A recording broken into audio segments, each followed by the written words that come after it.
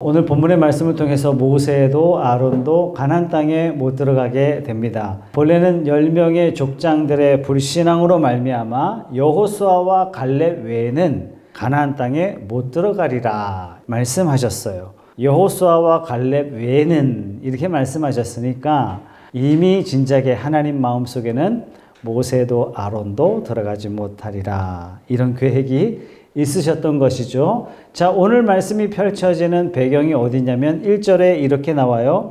첫째 달에 이스라엘 온 회중이 신광야에 이르렀다. 백성은 가데스에 머물렀다. 여러분, 드디어 이스라엘 사람들이요 신광야에 도착했어요. 이 신광야는 가데스라는 장소가 있는 곳인데 여기에 드디어 머물게 되었다. 여러분, 신광야 가데스 어떤 곳인 줄 아세요? 기억하신다면 여러분들이 아마 아실 텐데 40년 전에 물이 없다고 하나님을 향해서 불평했던 장소가 신광야 가데스입니다. 10명의 족장들이 하나님을 향하여 원망하며 불평하며 불신앙의 태도로 하나님을 향하여 대적했던 곳이 가데스예요. 이 가데스 땅은요 하나님을 원망해서 이스라엘 백성들이 뭐라 그럴까요? 하나님 앞에 큰 진노를 경험했던 굉장히 특별한 장소예요.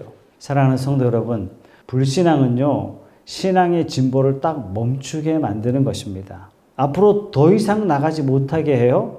불신앙은요 제자리 걸음. 여러분, 불신앙은요 미련한 사람이, 어리석은 사람이, 비상식적인 사람이 아니에요. 대체적으로 현실적인 눈으로 보는 사람들이 다 불신앙이에요. 마치 지혜로운 것 같아요. 마치 똑똑한 것 같아요. 마치 매우 현실적인 사람처럼 보여요. 매우 현명한 것 같지만 늘 제자리입니다. 신앙이 자라지 않습니다. 제자리로 끝난 게 아니라 인생을 허비한 꼴이 되는 거죠. 반대로 신앙은요 매우 비현실적인 것처럼 보여요. 아니, 어떻게 칼도 없이 전쟁 준비가 완벽한 가나안 땅에 들어가서 우리가 정복한단 말입니까? 우리는 칼도 없다고요. 우리는 전쟁 준비가 안 됐다고요. 우리는 군사가 없다고요. 우리 처자식, 우리 부모님의 생명 도대체 누가 지킬 겁니까? 차라리 애굽에서 노예 생활하는 게 100번 낫지 않아요? 모두가 안 다치고. 여러분, 신앙은요 현실을 무시한 무모한 행동처럼 볼 수 있습니다. 그래서 신앙의 태도는요 조금 이거 비현실적인 거 아니야? 이거 좀 어리석은 거 아니야? 현실을 망각한 거 아니야? 이렇게 볼 수 있어요. 여러분, 현실을 망각한 것과 신앙은 완전히 다른 겁니다. 신앙이란 뭐냐? 하나님 말씀에 순종하는 거예요. 여러분, 하나님의 말씀이 어찌 세상의 가치관과 함께 평행선을 이룰 수 있겠습니까? 전혀 그럴 수가 없는 거예요. 결국 광야 40년이란 이스라엘 백성들에게 어떤 의미가 있냐면, 여러분 지난번에 14장 말씀에서 함께 나눴던 말씀인데요. 14장 32절 말씀에 보면 그러나 너희는 이 광야에서 시체가 되어 둥글 것이다. 이 불신앙의 결과예요. 33절 너희 자식들은 40년 동안 광야에서 양을 치며 너희의 시체가 썩어 없어질 때까지 너희가 저지른 죄를 대신 짊어질 것이다. 광야에서 나온 이스라엘 백성들의 자손들, 이 자손들의 입장에서 봤을 때 자기의 부모 세대들은 어떤 세대였냐면 하나님을 향해서 원망했고 하나님에 대해서 불순종했고 결국 패역한 불순종의 죄를 지고 가는 부모의 세대를 눈으로 목격했어요. 얼마 동안? 40년 동안. 그래서 불신앙의 1세대들을 향해서 하나님이 뭐라고 진노하셨냐면 너희의 시체가 이 광야에서 널브러질 것이다. 그러면 광야 40년은 죽기를 기다리시는 40년의 세월입니다. 왜 그렇습니까? 약속의 땅은요 믿음으로만 들어가요. 불신앙의 사람들이 절대로 들어갈 수 없는 곳이 약속의 땅입니다. 마찬가지입니다. 하나님의 나라 어떻게 들어가요? 부모님 믿으니까 누구누구 믿음 덕보고 천만에요. 절대로 그런 일이 있을 수도 없고 있어서도 안 되고 불가능하고 성경에 나와 있지도 않습니다. 하나님 나라는 믿음으로만 갑니다. 구원은 믿음으로만 가능해요. 자, 이 40년을 우리에게 또 보여주는 메시지가 뭐냐면 인간 누구도 스스로 구원받을 수 없다. 사랑하는 성도 여러분, 우리 신앙에서 이걸 절대로 잊어버리면 안 됩니다. 여러분, 하나님이 40년 아니 400년 기다린들 이스라엘 백성들이 스스로 가나안 땅 들어갈 수 있겠습니까? 불가능해요. 4,000년 하나님이 기다리신들 그들이 들어갈 수 있겠습니까? 아니에요. 인간은 스스로 가나안 땅을 밟을 수 없는, 스스로 구원받을 수 없는 절망적인 상태이다라는 것을 가르쳐주는 것이 민수기 말씀입니다. 창세기 8장 21절 말씀에 주께서 그 향기를 맡으시고 마음속으로 다짐하셨다. 다시는 사람이 악하다고 하여서 땅을 저주하지는 않겠다. 노아 홍수 이후에 어느 누구도 정신을 차리고 하나님을 잘 따를 자가 없다. 하나님 결론 내리시고 다시는 물로 멸하지 않겠다. 땅을 저주하지는 않겠다. 사람은 어릴 때부터 그 마음의 생각이 악하기 마련이다. 다시는 이번에 한 것 같이 모든 생물을 없애지는 않겠다. 지금까지 홍수심판이 없었던 것은 홍수심판 하나로 인간이 정신을 번쩍 차렸기 때문에 그런 것이 아니라 홍수를 10번 보낸들 100번을 보낸다 하시더라도 인간은 스스로 가망이 없는 존재임을 하나님은 전제하셨습니다. 이걸 다른 말로 표현하면 율법의 행위로 구원받을 자 아무도 없는 겁니다. 그렇기 때문에 인간은 절망이에요. 아무도 소망이 없어요. 그렇기 때문에 절망적인 상태에 놓인 인간이 기대고 바랄 곳은 유일하게 하나님의 약속이에요. 하나님께서 아브라함에게, 이삭에게, 야곱에게 약속하셨잖아요. 무슨 약속하셨어요? 딱 한마디로 메시아를 약속해 주셨습니다. 자, 우리는 스스로 절망적인 상황이지만 우리가 메시아 대신 예수 그리스도를 바라볼 때 우리에게 구원이 있는 줄 믿습니다. 이걸 어떻게 또 보여주세요? 노뱀을 통해서 보여주시잖아요. 전부 다 불뱀에 물려가지고 다 죽어갈 때 하나님 어떻게 하셨어요? 장대에 높이 노뱀을 달라. 어떻게 구원받는다고요? 쳐다본즉 이 하나님의 말씀을 듣고 순종하여 믿음으로 반응한 자에게는 하나님께서는 구원의 문을 열어주신 것입니다. 여러분 신앙생활은요 20% 믿음, 30% 다른 거 그런 게 절대로 아닙니다. 100% 믿음인 줄 믿으시기 바랍니다. 자, 오늘 말씀에 굉장히 특별한 상황이 펼쳐졌어요. 2절 말씀에 회중에게는 마실 물이 없었다. 백성은 모세와 아론을 비방하려고 함께 모였다. 참 비방하는 사람들은요 뭉치기도 참 잘해. 자, 여러분 이걸 뭐라고 이야기하는 줄 아세요? 전문적인 용어로 기가 막힌 사건이다 이렇게 이야기합니다. 여러분 40년 전에 출애굽 1세대들이 했던 모습 똑같이 하나님을 향하여 원망하고 불평하고 있습니다. 기가 막히게 내용이 똑같아요. 3절 보세요. 백성은 모세와 다투면서 이렇게 말하였다. 우리의 동족이 주님 앞에서 죽어 넘어졌을 때에 우리도 죽었더라면 좋을 뻔하였소. 뭡니까? 애굽에서 사람들이 죽을 때 우리도 그때 죽었으면 더 좋을 뻔했소. 4절 어쩌자고 당신들은 주님의 총회를 이 광야로 끌고 와서 우리와 우리의 가축을 여기에서 죽게 하는 겁니까? 40년 전 모습과 하나도 틀리지 않고 똑같아요. 우리도 죽었더라면 더 좋았을 것을 어쩌자고 우리가 여기까지 와 있나. 하나님 우리를 어떻게 하시려고? 굶어 죽이시려고. 하나님 우리를 어떻게 하시려고? 애굽에서 꺼내서 재앙을 주시려고. 하나님은 지금 일하고 있어. 지금 이렇게 고백하고 있는 거나 마찬가지예요. 사랑하는 성도 여러분, 하나님의 말씀대로 순종하면 복을 주시는 줄 믿습니다. 하나님 약속하셨어요. 순종하는 자에게 반드시 내가 복을 주겠다. 순종이 왜 어려운지 아세요? 내 생각이 강하기 때문에 그런 겁니다. 똑똑해서 그런 게 아니에요. 내 생각이 강하면 순종이 어려운 거예요. 예레미야 29장 11절 말씀, 너희를 두고 계획하고 있는 일들은 오직 나만이 알고 있다. 하나님이 멸망한 이스라엘 백성들을 향해서 이렇게 말씀하시는 거예요. 내가 너희를 두고 계획하고 있는 일들은 재앙이 아니라 번영이다. 너희에게 미래에 대한 희망을 주려는 것이다. 나 주의 말이다.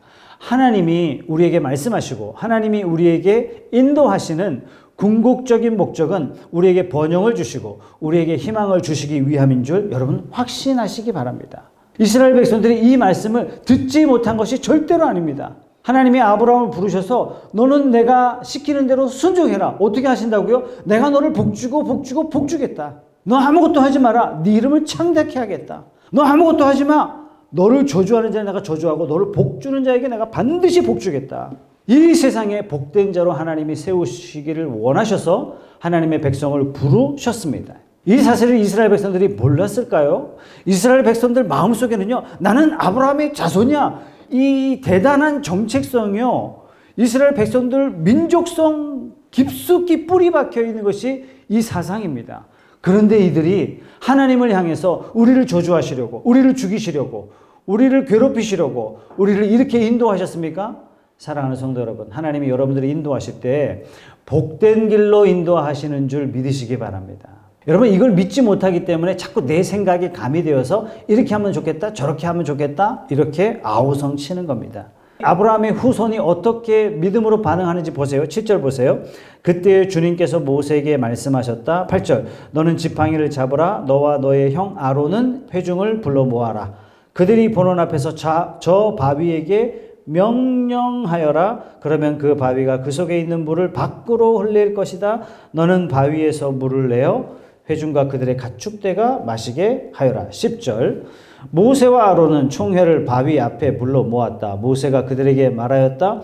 반역자들은 들으시오. 우리가 이 바위에서 당신들이 마실 물을 나오게 하리오? 모세는 팔을 높이 들고 그의 지팡이로 바위를 2번 쳤다. 그랬더니 많은 물이 솟아나왔고 회중과 그들의 가축대가 마셨다. 주님께서 모세와 아론에게 말씀하셨다. 너희는 이스라엘 자손이 보는 앞에서 나의 거룩함을 나타낼 만큼 나를 신뢰하지 않았다. 그러므로 너희는 내가 이 총회에게 주기로 한 그 땅으로 그들을 데리고 가지 못할 것이다. 굉장히 어려운 본문입니다. 이거 가지고 목회자들도 왈가불가해요. 이 말씀을 우리가 어떻게 해석해야 되는가? 두 가지로 볼 수 있습니다. 첫째는요, 윤리적인 차원, 두 번째는 구속사적인, 즉 십자가 차원에서 이 말씀, 이 두 가지 차원에서 살펴보면요, 시편의 이 사건을 가지고 말씀하신 것이 여러 군데 있습니다. 시편 106편 32절 말씀에 그들이 또 무리바 물가에서 주님을 노하시게 하였으므로 이 일로 모세까지 화를 입었으니. 자, 이 말씀을 가지고 우리가 해석을 하는 거예요. 모세가 선을 행했어요. 모세가 하나님 말씀대로 따라갔어요. 모세는요, 주님의 종이에요. 철저하게 헌신했어요. 그런데 모세가 그만 열받았어요. 왜요? 200만 명을 이끌고 가는 내내 이스라엘 백성들이 사사건건 불순종하고 사사건건 대들고 사사건건 거역합니다. 아무리 거역해도 주의 종은 하나님의 거룩하심, 그거 나타내야 되는데 그 거룩하심이 뭘까요? 하나님이 범죄한 백성들을 향하여 베푸시는 은혜와 자비와 긍휼입니다. 시편 106편 33절 말씀에 이 사건을 또 이렇게 기록하고 있어요. 그들이 모세의 기분을 상하게 하여 모세가 망령되이 말을 하였기 때문이다. 아, 모세가요, 이 패역한 백성들 바라보니까 열 받을 대로 받은 거예요. 그래서 뭐 했어요? 입술이 범죄한 거예요. 어떻게 해요? 10절에 보니까 반역자들은 들으시오. 모세가 혈기를 부렸다는 얘기예요. 본질적으로 이들은 하나님의 군대잖아요.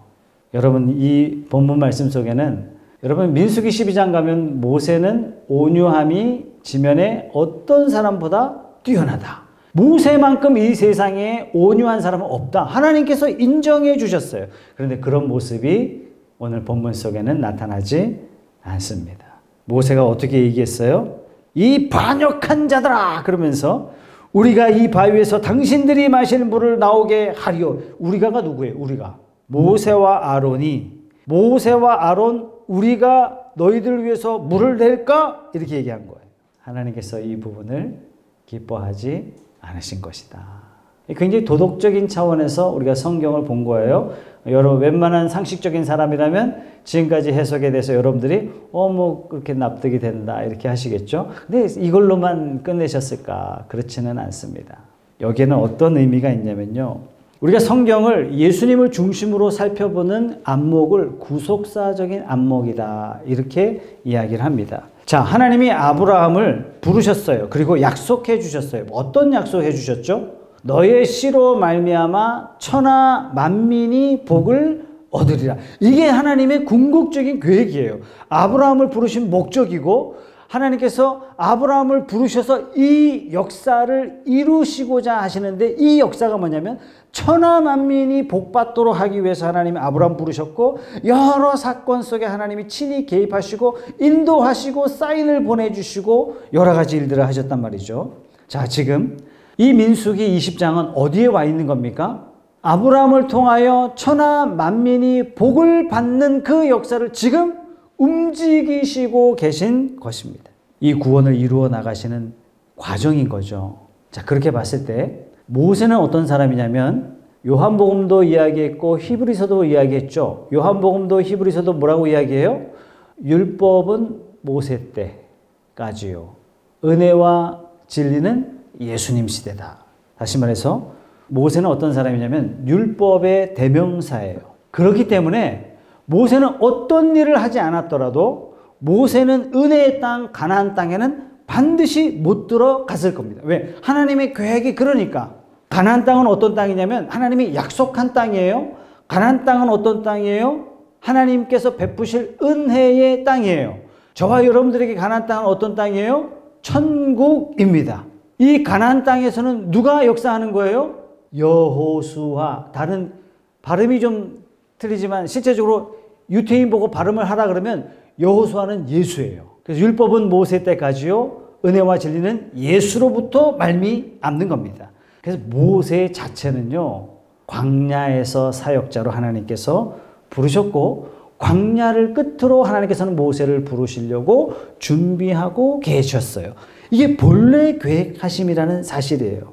그래서 12절 말씀에 그러므로 너희는 내가 이 총회에게 주기로 한 그 땅으로 그들을 데리고 가지 못할 것이다. 하나님께서 말씀하셨죠.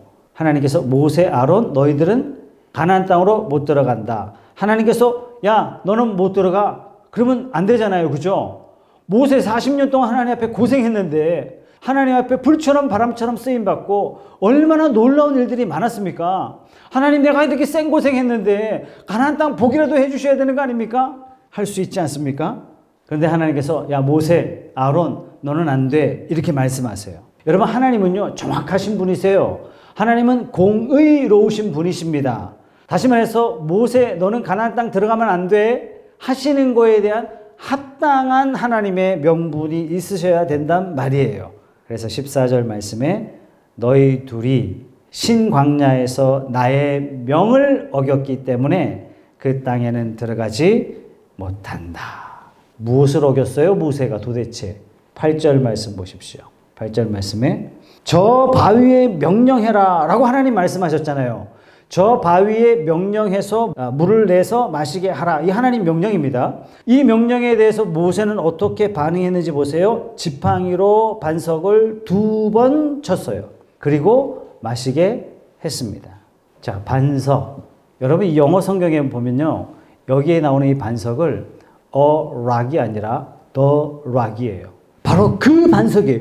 유일한 바로 그 반석. 여러분, 유일한 바로 그 반석. 그럼 여러분 머릿속에 번쩍 떠올려야 될 게 뭐냐면 반석 대신 그리스도라. 이렇게 여러분들이 떠올리셔야 되는 거예요. 그리스도께서 치심을 당하심으로, 여러분 치심이 뭐죠? 고난이에요. 고난. 그리스도께서 고난 당하심으로. 왜 고난 당하셨어요? 스가랴 선지자는 이렇게 선포합니다. 그날이 오면 샘 하나가 터져서 다윗 지방과 예루살렘에 사는 사람들의 죄와 더러움을 씻어줄 것이다. 누구를 말씀하고 있는 거예요? 예수 그리스도를 말씀하고 있는 거잖아요. 그죠? 여러분, 죄와 더러움을 씻어준대요. 그날이 오면 샘이 하나 터진대요. 구원의 샘이 터져야 죄와 더러움을 씻어주잖아요. 그죠? 자, 그러면 바위 입장에서 바위가 치심을 당했다는 것은 수치를 당한 거예요. 고난을 당한 거예요. 그런데 오늘 말씀에 보면 모세가 몇 번 쳤어요? 2번 쳤어요. 여러분, 이것이 40년 전에도 한 번 있었다 그랬잖아요. 실제적으로 몇 번 쳤어요? 3번 친 거예요. 예수님께서는 어떻게 저와 여러분들에게 구원의 셈을 이루어 주셨습니까? 이게 히브리서에 아주 강조되어서 나오는 부분인데, 예수님께서 저와 여러분들에게 구원을 어떻게? 영단번에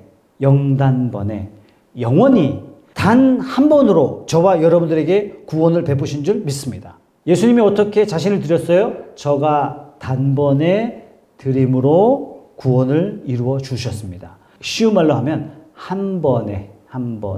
자, 그래서 이미 40년 전에 하나님께서 모세에게 명령하여 저 반석을 치라 해서 물을 내셨어요. 또 똑같은 반석인지 그건 아무도 모르겠습니다만 이번에 하나님께서는 반석을 치라 명령하지 않으시고 뭐라고 말씀하세요? 돌에게 명령하라. 한 번 치임을 받았기 때문에 이후로는 예수님이 고난 한 번 받으셨기 때문에 이후로는 또 십자가 짐으로 우리가 구원받는 것이 아니라 그 예수를 바라봄으로 그 예수를 믿음으로 구원받는다는 사실이에요. 그런데 모세가 하나님이 반석에게 명령하라 그랬는데 모세는 반석을 2번 쳤어요. 이게 바로 신학적인 의미, 구속사적인 의미로 모세가 하나님의 명령을 거역했다 하는 그런 뜻이 되는 겁니다. 오늘 말씀에 모든 백성들도 또한 모세와 아론도 하나님 앞에 범죄하는 사건입니다. 근데 여러분 잘 생각해 보세요. 모세도 아론도 불순종했어요. 백성들은 뭐 두말할 것 없이. 자, 그렇다면 그들이 원하던 물이 나오지 않아야 정상 아닙니까? 이것이 은혜입니다. 하나님은 범죄한 백성들을 향해서 변함없이 은혜와 긍휼과 자비와 사랑을 베푸시고 계신 겁니다. 여러분 11절 하반절에 보세요. 많은 물이 솟아나왔고 회중과 그들의 가축대가 다 마셨다. 여러분 소나 말이나 낙타가 먹는 물의 양이 얼만큼입니까?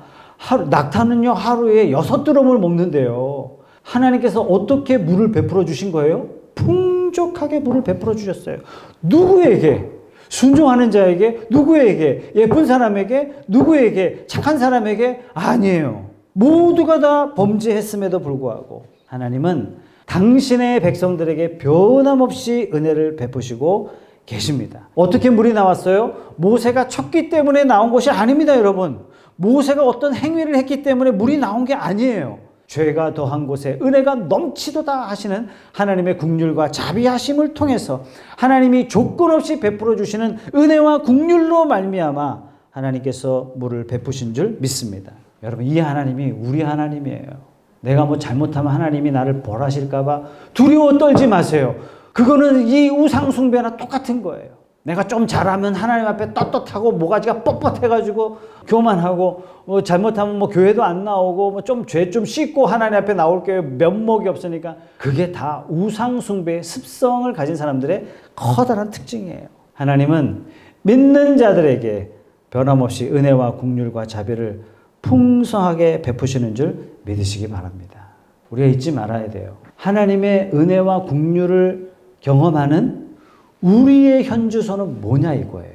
우리의 현주소는 하나님이 안 계시다면 저주 아래에 있을 자다. 이것이 현실입니다. 이것이 사실입니다.